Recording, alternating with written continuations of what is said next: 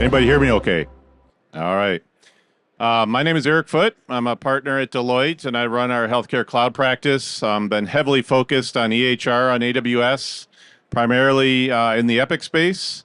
I bring about 30 years of technology experience in healthcare and over 15 years on AWS. So happy to meet you all, and I'd like to introduce Suraj Ramdeo. Sure. Hi, everyone. Thanks for joining the session today. My name is Suraj Ramdeo. I'm part of the Deloitte Healthcare Cloud team. My background and experience is very similar to Eric's. I've been supporting the healthcare cloud technology and electronic health record implementations for the past 25 years. So very excited to be here today and talk to you about our experiences that we've had with EHR and cloud. Great. Let's jump in. So just to kind of level set on where we're at in healthcare with cloud, we've been working at this for about 5 years now with AWS, and have had some great success in healthcare. I think post-COVID, we're starting to see a lot of organizations start to recover and look for optimization. But some of the areas that we're seeing some significant improvements in is the elasticity of cloud. So if you think about your workloads, the demand of a clinical workload, and how you can tailor the infrastructure to match that, there's a lot of opportunities for cost savings, especially in the disaster recovery space, where we've been highly successful in optimizing EHR workloads on AWS to save money. Faster adoption, in one of our use cases, we'll talk about a rapid implementation we did on cloud. That's an area where we can help you innovate faster by releasing code faster, expanding faster. We'll talk about that in one of our use cases. And then, of course, reducing capital expense, moving into more of an OpEx model and pay for only what you need is a pretty significant benefit to moving to AWS. We've also are starting to look at more advanced technology, integrating AI, data analytics. What can you do with your data once you get it onto AWS? We're seeing a lot of acceleration there. Bill Farah, who's with us, can talk at depth on that if you're interested after the session. But there's some great opportunities to do great things with your data. Suraj, would you like to say anything on this slide? Sure. Thanks, Eric. So depending on where your organization is at, you could be at Cloud Zero. You might have a cloud presence. You're probably well on your way to the cloud. We work really together with you to develop the right solution that's going to meet your needs. It's important to think about the scale, the reliability, the redundancy, as Eric shared, because it's a very critical workload. So we carefully take those steps to plan and define that for you as we take you through the journey. So on the next upcoming slides, we'll talk a little bit about the experiences we've had. A couple words on Deloitte and AWS partnered together. Both of us are undisputed leaders in the cloud space, and we bring massive healthcare experience coupled with the broad functional capabilities of AWS together to really give you a solution that's fully rounded, healthcare enabled, and obviously running on the cloud. So we'll talk a little bit more about that as we go through the use cases. I'll pass it back to Suraj to talk about our Geisinger use case. Sure. Thank you, Eric. So it's been one of our most prided experiences that we've had as we helped Geisinger through the transformation journey. As I shared earlier, different organizations may be at a different point in time. In this case, we really needed to work closely with Geisinger to help with defining a path or plan forward and carefully taking the steps to assure that as we looked at the right solution to help running the electronic health record workloads on the cloud, it met their requirements for the optimal end user experience. That journey started 3 years ago. Last year, we had some really great accomplishments. We were able to help them with their activation of their disaster recovery around September of last year. It was a great story. The end users really enjoyed the experience. It was really consistent across the board. And with that decision, instead of failing back, they actually decided to stay on AWS and continue to run the production workloads. So with that, again, it was really ensuring that we did this correctly, worked alongside the teams, and then helped them to lead to the actual activation of their production instance that went live in the December of last year. A couple of the key points, right? There's the reduction and the optimization that we continue to work with them on was an important step. In looking at upcoming releases and updates and upgrades, there was anticipated need to acquire and deploy the Citrix presentation layer Looking at the performance and the response time, we were able to reduce that footprint by 40%.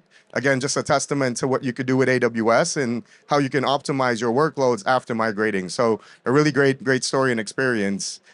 Just one more thing I'd like to add. Geisinger did an end-to-end transformation in that they looked at their full portfolio of applications and really looked at what they can do to basically run those workloads on AWS. So again, it all depends on what you're trying to do as an organization. Great. Thank you, Suraj. Moving to the Central East use case. So this was a group of Canadian hospitals, 7 of them, that came together to implement Epic about 4 years ago. Due to some issues with the hosting platforms that they selected, they came back to Deloitte and said they needed some help on keeping the project on schedule and on budget. We looked at the situation. There was a decision made to move hosting providers. In order to stay within their budget, we decided to do all of their disaster recovery on AWS for Epic, as well as production and disaster recovery for all of their co-travelers that were implemented with Epic. They saw a cost savings of roughly $20 million on the disaster recovery environment, largely due to the agility of being able to scale up and scale down. We also were able to implement much more quickly. So the brick and mortar hosting facility they chose to put production in required about $12 million in capital and 4 months worth of cycle time to get the equipment in, racked, stacked, and powered up. We built the same thing, the mirror environment on AWS in about 10 days at a cost of around $10,000. So significant savings and acceleration. This client has been active now for nearly 3 years. And they're now reconsidering their hosting decision for production and moving that to AWS as well. So a great story there. Finally, one of our more recent engagements, Cayuga Health. They are a new Epic implementer, building a shared Epic instance for a number of hospital systems in New York. They came to us looking for cost savings and speed. We were able to actually accelerate their deployment. What we would normally do for an on-premises build, which would probably be built in 4 or 5 months, we did in 17 days on AWS. So a full build out of the pre-production environment ready to install Epic code on in 17 days. So pretty incredible story. That one, won't go live for about another year, but the work we're doing there really shows the partnership between AWS and Deloitte, using a lot of the automation tools that we've collaboratively built for the landing zones and deploying EHRs on AWS. Really proved out to show some significant savings and a certain acceleration.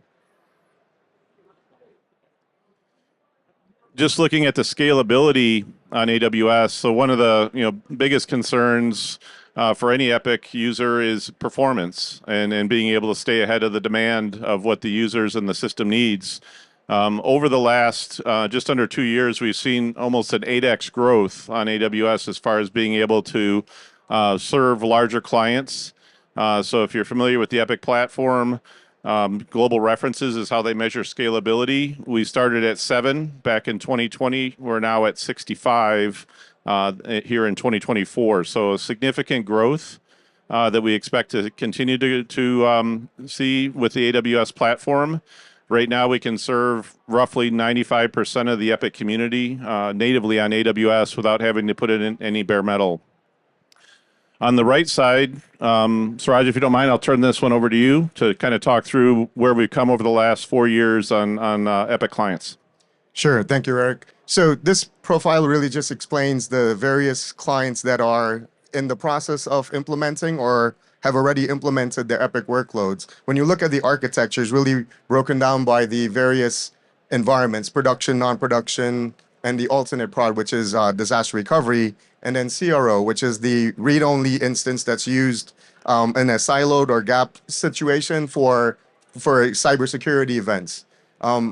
There's been, again, major progress with different organizations and different scale, and I think that's an important point to ensure that you understand that we can be adaptable to meet your workload needs, and we get a very prescriptive guide that we'll use to actually configure your environment.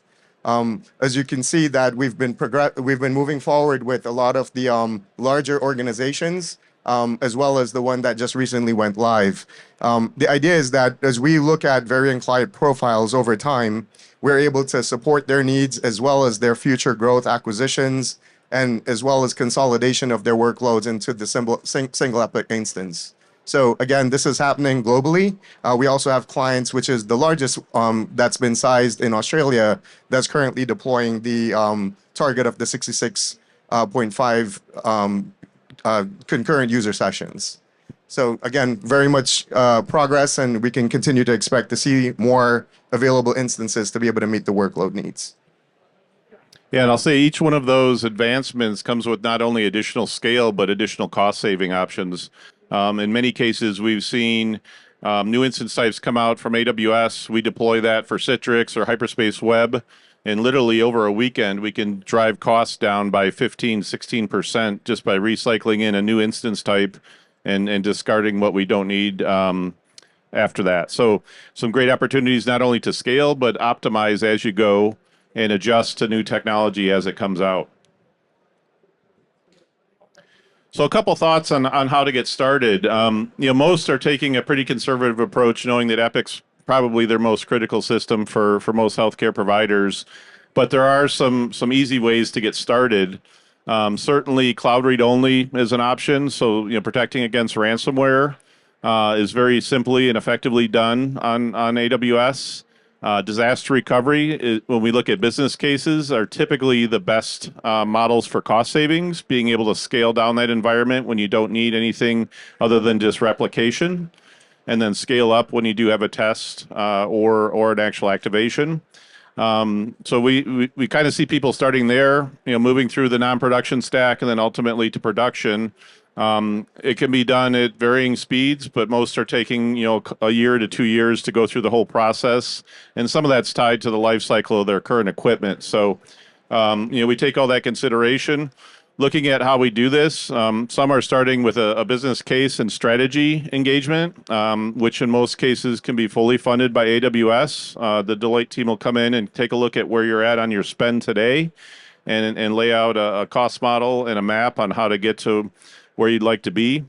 We also do business cases with pilots. So if you wanted to actually test this with a real environment, be it a training environment, disaster recovery, we've had a number of accounts go that direction. And then obviously the full implementation. We've done that for both existing clients, the Geisinger use case. They were one of the first 5 Epic implementations ever.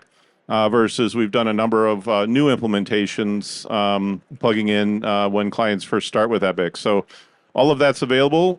Certainly see me or Suraj after the session, and we can take you through any options there. Happy to discuss these in more detail. So certainly, as I said, reach out to us or Moran's here as well from AWS, Kristen. We work together literally on a daily basis to make sure we get this right. And we thank you for your time and look forward to any questions that you have.